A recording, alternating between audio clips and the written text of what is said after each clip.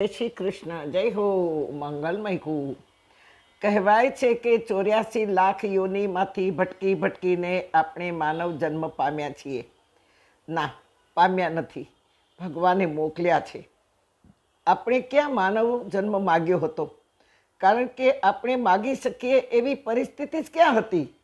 આપણને ક્યાં ખબર છે કે ગયા જન્મે આપણે કોણ હતા? આપણે વૃક્ષ, વનસ્પતિ, જળચર જીવો, પશુ, પંખી, આપણે કીડા મકોડા શું હતા આપણને ક્યાં ખબર છે? અને આપણને એ ખબર નથી તો આપણે માગી કઈ રીતે શકીએ? હા, એ માનવ જન્મ જે આપ્યો છે તે ભગવાને આપ્યો છે. એ અનમોલ ભેટ છે. કોઈએ ગિફ્ટ આપી હોય એની લઈને આપણે બેસી ન રહીએ. નાનું મોટું કાંઈ પણ આપણે રિટર્ન કરી દઈએ, રિટર્ન ગિફ્ટ કરીને આપી દઈએ.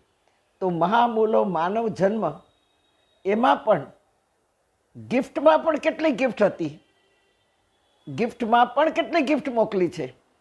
માનવ જન્મ માત્ર એટલો જ નથી. માનવો તો તમે જુઓ, વરલીની ઝૂંપડપટ્ટીમાં માનવો છે જ.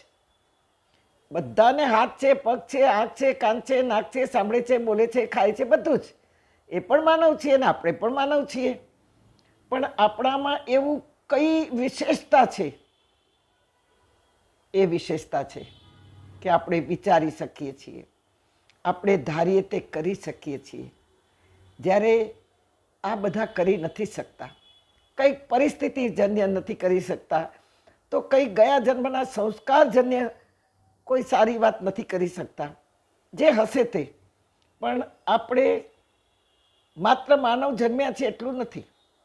આપણે માનવ થઈને ભગવાને આપણને એવા લોકોને ત્યાં મોકલ્યા છે કે સૌથી પહેલાં એ લોકો ધર્મ પ્રેમી, કુટુંબ પ્રેમી, પરિવાર પ્રેમી, દેશ પ્રેમી, રાષ્ટ્ર પ્રેમી, સમાજ પ્રેમી, જ્ઞાતિ પ્રેમી, આવા મહાન વડીલોને ત્યાં આપણને મોકલ્યા છે.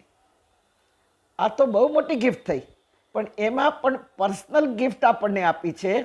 એમાં સૌથી પહેલું જોવું, બોલવું, સાંભળવું, ખાવું, વિચારવું, રમવું, યાદ રાખવું, મનમાન્ય કરવું, તેમાં એ માન પામવું, પ્રેમ પામવો, પરિવારમાં રહેવું, સમાજમાં પ્રસિદ્ધિ મળવી, આ બધું પ્રાપ્ત કરવું શું આપણા હાથમાં હતું? શું આપણા હાથમાં છે? શું આપણે ધારીએ તે થઈ શકે છે? આ બધું આટલી મોટી મોટી ગિફ્ટો, ભેટો ભગવાને આપી અને આજ પણ આપતા રહ્યા છે. એમાં આયુષ્યની ગિફ્ટ સૌથી મોટામાં મોટી, કે જે ધારીએ તે કરી શકીએ. અને સત્તા, સંપત્તિ, સંતતિ બધું ઋણાનુબંધે ભલે મળે, અને એ તો મળવાનું જ છે. સત્તા, ડિગ્રી હશે તો સત્તા મળશે, સંપત્તિ હશે તો સત્તા મળશે, સંતતિ મળશે. આ બધા ઋણાનુબંધે ભલે મળ્યા હોય તેવું આપણે માનીએ છીએ. પણ સમય આપણી સંપત્તિ નથી. સમય વારંવાર રંગ બદલે છે. આપણે કંઈ જ કરી શકતા નથી. સમય જો રંગ બદલે તો આપણી સત્તા ચાલી જાય. સમય રૂઠે તો પરિવાર પણ મોઢું ફેરવી દે. માં ગીતા તેથી જ કહે છે કે મેં જ ભગવાન કૃષ્ણના મુખમાં સમય મૂક્યો છે. અને તેથી ભગવાને 11મા અધ્યાયમાં કહ્યું છે કે સમય હું છું. કાલોસ્મિ લોકક્ષયકૃત પ્રવૃદ્ધો. આખો શ્લોક નહીં લઉં. કાલોસ્મિ એટલે કાળ, સમય મારું સ્વરૂપ છે, જે કદી વૃદ્ધ થતો જ નથી, જે કદી પળો, ક્ષણો, કલાકો, દિવસો, વર્ષો, અરે યુગો યુગોને સમય ખાઈ ચૂક્યો છે.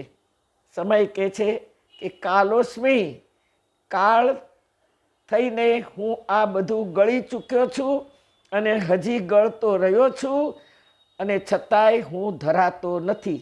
ક્ષણોથી, યુગોથી આ બધું જ ગળવું મારો ખોરાક છે. તેમાં કાળની સાથે કંઈ કેટલુંય મારા મુખમાં સમાતું જાય છે. સામેથી મારા મોઢામાં ચાલી ચાલીને કોળિયા આવી રહ્યા છે.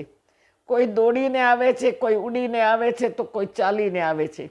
મારું મોઢું હંમેશા કાળ કે છે ખુલ્લું જ છે. વિશ્વનો કોઈ જ માનવ, કોઈ જ વ્યક્તિ મારી બરોબરી નહીં કરી શકે. બાકી તો માં ગીતા કહે છે ન રાજા રહેગા ન રાની રહેગી, એ માટી સભી કી કહાની રહેગી. કંઈ કેટલા આવ્યા ને કેટલાય ગયા, બધા કાળના ખપ્પરમાં દટાઈ ગયા, ચવાઈ ગયા.